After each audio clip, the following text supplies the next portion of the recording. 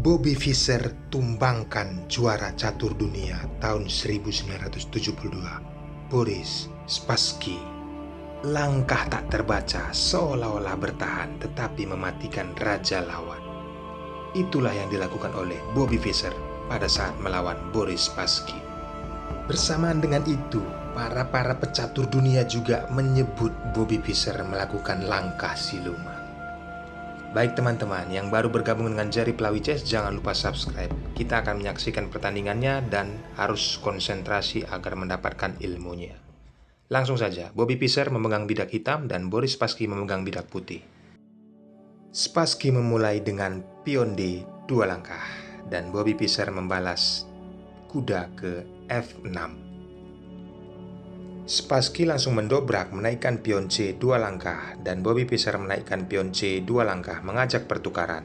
Tetapi Spassky menghindari itu teman-teman. Melewati saja pion agar kelihatan serangan tertutup.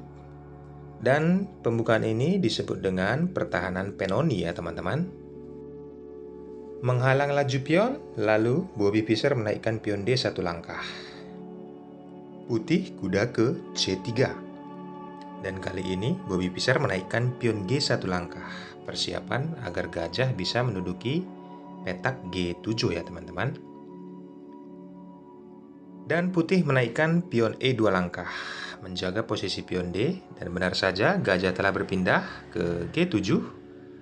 Kali ini gajah mengancam kuda, dan Bobby Fischer mengambil langkah untuk mengusir gajah tersebut. Alih-alih ingin rokade pendek, tetapi itu langsung dihancurkan teman-teman. Terlihat seperti tidak nyaman ya dengan keberadaan gajah, langsung diusir kembali oleh pion. Tidak banyak pilihan, gajah mundur ke G3. Jika teman-teman perhatikan, hitam ini bermain dengan menggunakan serangan kedua sisi ya, sayap menteri dan sayap raja. Terlihat bagaimana dia menaikkan pion G sudah di posisi G5. Dan kali ini menteri dinaikkan ke A5. Itu tandanya dari kiri dan kanan akan mengepres posisi putih. Setelah gajah naik ke D3, Bobby Fischer melakukan inisiatif kecil ya teman-teman. Kuda pukul pion. Apabila kuda pukul kuda tidak bisa ya teman-teman, karena menteri mengancam posisi raja. Kali ini kuda harus dimakan dengan gajah. Dan Bobby Fischer membalasnya dengan gajah memakan kuda. Karena begitu tadi naik, kudanya memukul pion sekaligus juga membuka ya. Posisi gajah akan memukul kuda. Dan gajah tidak punya banyak pilihan, harus dimakan dengan pion kembali. Dan kali ini pion dimakan oleh menteri. Dan posisinya skak teman-teman, tidak bisa ditutup. Kalau ditutup, benteng akan hilang. Maka dari itu raja harus bergeser ke F1 teman-teman. Awal mula langkah siluman itu tercipta di sini teman-teman. Pada saat posisi kuda tadi makan pion dan terbentuklah posisi serangan siluman. Setelah raja bergeser, Bobby Fischer menaikkan pion F2 langkah, mengusir posisi gajah di petak E4. Teman-teman bisa perhatikan langkah yang dilakukan oleh hitam teman-teman. Pelajari pada saat dia menggeser gajah ini, malah benteng mengusir posisi menteri. Menteri mengambil posisi yang cantik teman-teman. Merasa nyaman di F6. Sekaligus menjaga pion. Hal ini dilihat Spassky tidak baik. Makanya dia membuka jalur hanya mengancam pion. Tetapi pion tidak memakannya. Malah berterima kasih ya teman-teman. Posisinya sekarang sudah semakin mengepres posisi putih. Dan gajah dimundurkan, pertanda baik. Lihat spekulasi yang dilakukan oleh hitam atau Bobby Fischer. Inilah tukarnya teman-teman. Pada saat tadi kuda seperti seolah-olah dikorbankan. Tapi memang incarannya gajah akan tumbang juga di sini. Melihat itu dan menimbang itu, maka para pecatur-pecatur dunia ini melihatnya langkah siluman ya teman-teman. Kali ini pion dipukul oleh kuda. Dan langkah benteng ke F8 mengambil posisi barisan sayap raja ya. Sangat terganggu putih dan harus menaikkan karena ada ancaman skakmat. Kuda manuver ke D7, beralih. ingin mengajak spekulasi ya teman-teman.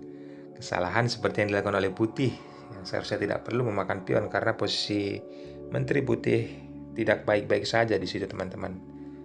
Dengan catatan tidak mengawal posisi raja putih. Kuda naik mengancam menteri, tetapi menteri juga diancam juga oleh gajah yang ada di C8. Maka dari itu, menteri harus bergeser ke E4 sekaligus menjaga gajah. Hal ini dilihat baik sekali oleh Bobby menaikkan gajah ke D7. Ini luar biasa teman-teman jika teman-teman perhatikan ya langkah hitam ini.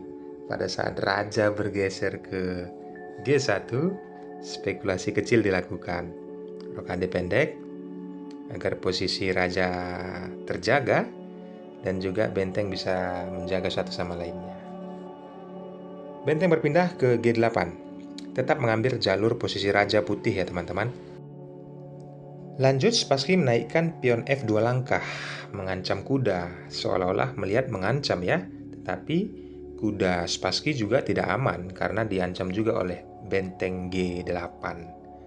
Maka dari itu, Bobby Fischer tidak ragu-ragu melangkahkan kudanya, sekaligus memakan pion C4. Dan apabila kuda dimakan, maka kuda juga dimakan oleh benteng.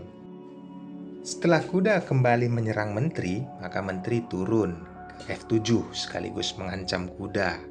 Jadi sama-sama menteri pukul kuda, dan kali ini Bobby Fischer juga pukul kuda dengan menteri. Next, Spassky memindahkan benteng ke B2 ya, mengambil jalur B2 sekaligus juga bisa mengancam karena menteri bisa mengcover. Diabaikan oleh Bobby, menaikkan benteng ke G3. Sepertinya ingin mendouble ya teman-teman benteng tersebut. Gajah mengancam menteri, dan menteri wajib turun ya teman-teman. Mengambil tempat ke F7. Strategi akan dilakukan oleh hitam. Benteng telah double teman-teman. Kali ini putih juga berusaha ya mengancam posisi raja hitam. Menteri ke B3. Ada ancaman skak di posisi pion B akan dimakan. Mudah saja mengatasinya teman-teman. Naikkan saja pion B satu langkah. Itu yang dilakukan oleh Bobby Fischer. Menteri bergeser karena tidak lagi kondusif ya. Posisi pertahanan putih dan juga serangan putih juga kepada hitam tadi tidak jalan teman-teman karena pion B sudah dinaikkan. Benteng didapel dengan menteri dan kali ini gajah tidak mau posisi itu terjadi, maka benteng dipaksa bergeser ke D2. Mengajak empasan. Dan memakannya memang harus empasan ya teman-teman, karena apabila dimakan dengan pion F maka menteri pukul aja langsung gajah di petak F3 karena itu gratisan. Bila menteri pukul menteri maka benteng pukul menteri. Empasan telah terjadi, langkah siluman dijalankan. Kalian tahu apa langkahnya? Bisa pause videonya yang dilakukan oleh hitam.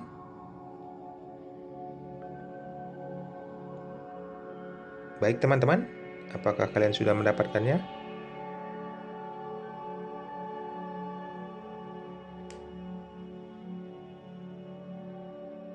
Baik, kita cocokkan. Gajah ke C6. Gajah tidak bisa memakan ya. Apabila gajah memakan, maka menteri akan gratis dimakan pukul oleh benteng. Raja bergeser menghindari posisi benteng. Dan kali ini sudah terlambat teman-teman. Langkah siluman itu telah terjadi. Gajah langsung pukul gajah. Dan di sini Boris Spassky menyerah. Loh, kenapa menyerah jari Pelawi Chess? Kan bisa dipukul dengan pion. Kalau dengan menteri tidak mungkin ya, karena langsung dipukul oleh benteng, maka tidak akan berimbang pertandingan. Apabila dipukul dengan pion, maka inilah yang akan terjadi teman-teman. Tetapi di sini Boris Spassky sudah menyerah ya. Kita akan berusaha menjalankan agar teman-teman tidak bingung. Posisi menteri di F6 yang dimiliki oleh Bobby itu sangat keras teman-teman. Bisa skak di A1 ya. Dan skak menteri itu ke A1 tidak dapat dibendung ya teman-teman. Ditutup juga percuma karena posisi pion putih tidak ada lagi di G. Inilah yang terjadi. Pion pukul gajah. Teman-teman tahu kan? Langsung menteri ke A1, skak.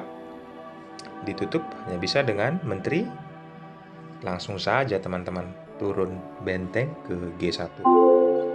Maka skak kembali dan harus dimakan oleh benteng. Langsung saja pukul benteng dengan benteng, skak kembali. Nah, sekarang kondisinya sudah tahu kan teman-teman? Mengapa Boris Spassky menyerah? Saya harap video ini bermanfaat dan terus dukung channel ini agar memberikan video-video berkualitas yang bisa dijadikan pelajaran bagi teman-teman. Akhir kata saya ucapkan thanks and God bless.